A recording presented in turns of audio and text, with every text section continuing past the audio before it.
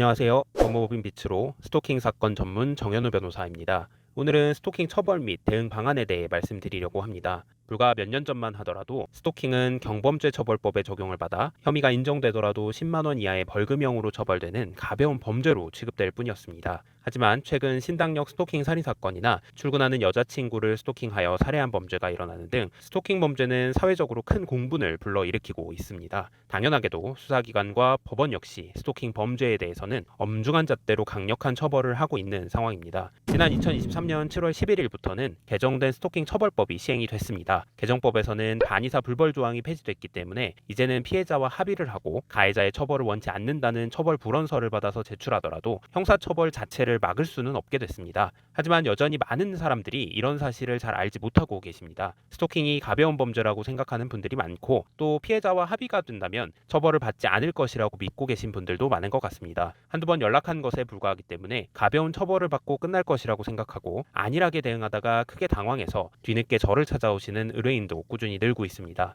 특히 사건이 초동 수사를 마치고 검찰로 송치된 후에 대응을 시작하거나 때론 검찰에서 정식 기소가 되어서 형사재판 직전에야 비로소 대응을 시작하는 경우도 빈번합니다. 이런 경우 벌금형이나 기소유예를 넘어서 법정에서 실형을 선고받고 법정 구속을 당하는 사례가 발생하곤 합니다. 오늘은 스토킹 혐의에 연루된 경우 어떤 처벌을 받을 수 있는지 알려드리고 스토킹 전문 변호사인 저와 함께 어떻게 대응하는 것이 심각한 처벌을 피할 수 있는 방법인지 자세히 설명해 드리도록 하겠습니다.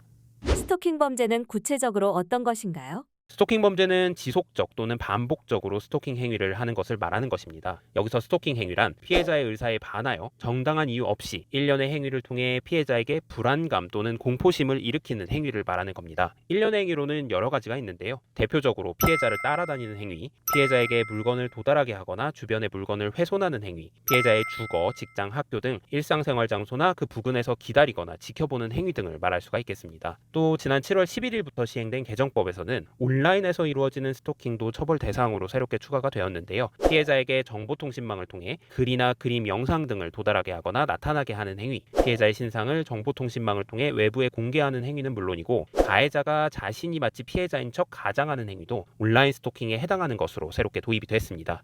스토킹 혐의에 연루된다면 어떤 처벌을 받게 되나요? 스토킹 범죄 혐의가 유죄로 인정될 경우 기본적으로 3년 이하의 징역 또는 3천만 원 이하의 벌금형으로 처벌이 됩니다. 온라인 스토킹 역시 같은 처벌을 받게 됩니다. 만약 흉기나 위험한 물건을 휴대하거나 이용하여 스토킹 범죄를 저지른 경우라면 5년 이하의 징역 또는 5천만 원 이하의 벌금형으로 가중 처벌이 됩니다. 개정법에서 긴급응급조치, 잠정조치가 강화되었나요?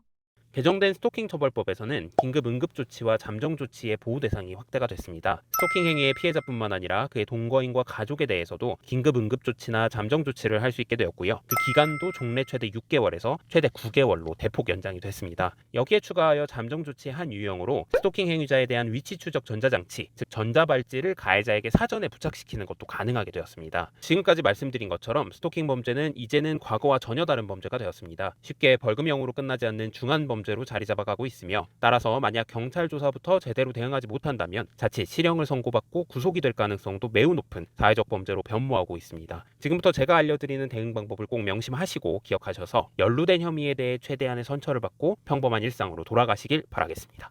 스토킹 혐의에 연루된 경우 가장 먼저 해야 할 일은? 형사사건에서는 불문율이 하나 있습니다. 바로 골든타임이 존재한다는 것인데요. 초기 수사가 바로 골든타임입니다. 경찰 조사는 사건을 풀어가는 시작점이고 이 사건의 목적지를 표시하는 지도를 그리는 작업입니다. 그래서 우리는 형사사건에서 경찰 조사, 즉 초동 수사 단계를 바로 골든타임이라고 부릅니다. 경찰이 진행하는 첫 조사에서 진술한 발언은 가장 순수한 내면의 의사로 받아들여지기가 쉽습니다. 아직 사건이 자리 잡지 않은 상황이기 때문에 어떤 진술이 유리한 진술인지 혹은 불리한 진술인지 구분하기가 어렵습니다. 이 첫 단추가 잘못 끼워진다면 나머지 절차에서 단추를 다시 채우는 일은 매우 어려울 수밖에 없습니다. 경찰에게는 수사 종결 권한이 있습니다. 만약 초동 수사에 적절하게 대응했다면 형사사건의 나머지 두 단계를 거치지 않고 첫 단계에서 사건을 마무리할 수 있다라는 얘기입니다. 사건의 사실관계를 충실히 정리하고 법리를 논증하고 때론 유리한 양형 자료를 제출하면서 원하는 목적지로 향하는 지도를 순조롭게 그릴 수만 있다면 그 목적지는 분명 좋은 결과 위에 놓일 것입니다. 혐의가 명백한 경우라면 어떻게 대응해야 할까요? 수사 협조와 혐의 인정, 진지한 반성과 피해 회복을 위한 노력은 훌륭한 양형 자료가 될 수 있습니다. 반의사 불벌 조항이 폐지됨에 따라 피해자와의 합의를 중요하지 않게 생각하는 분이 계실지도 모르겠습니다. 하지만 혐의가 인정되는 경우 가장 중요한 양형 요소는 결국 피해자와의 합의입니다. 반의사 불벌 조항이 폐지가 됐더라도 수사 과정에서 피해자와의 합의 그리고 처벌 불안의 의사표시가 있는 경우라면 형사 사건의 2단계인 검찰 단계에서 우리는 기소유예라는 최상의 목표를 달성할 가능성을 확보하게 됩니다. 기소유예는 죄는 인정되지만 처벌은 하지 않고 봐주겠다는 것이므로 전과가 남지 않습니다. 쉽지 않은 결론이지만 그렇다고 불가능한 목표도 아닙니다. 피해자와 합의를 진행할 때 주의사항이 있을까요?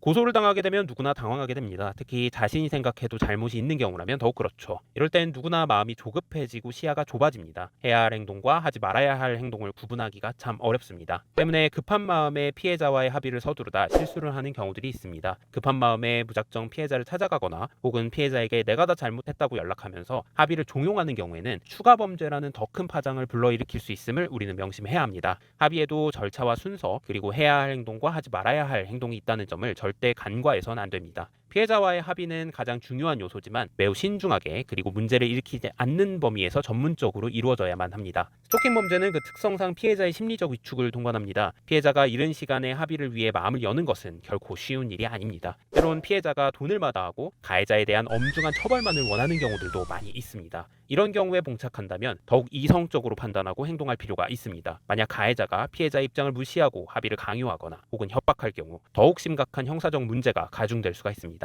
적어도 합의에 관한 문제는 전문가인 변호사의 도움을 충분히 받을 필요가 있겠습니다. 법원에서 재판을 받게 된 상황이라면 법원에서 재판을 받게 될 경우 혐의를 다투는 경우라면 무죄 주장을, 혐의를 인정하는 경우라면 양형 요소를 바탕으로 선처를 받아야 합니다. 스토킹 범죄의 양형 기준은 아직 마련되지 않았습니다. 하지만 조만간 대법원 양형위원회는 스토킹 범죄에 관해서도 양형 기준을 마련할 예정입니다. 따라서 현재는 형사 전문 변호사의 도움을 받아 법원이 충분히 참작할 수 있는 감형 사유와 양형 사유를 주장하고 이를 소명하는 것이 가장 중요한 일이라 하겠습니다. 형사 사건에는 크게 3단계가 있듯이 각 단계별로 대응하는 방법과 기술 그리고 기대되는 결과가 모두 차이가 있기 마련입니다.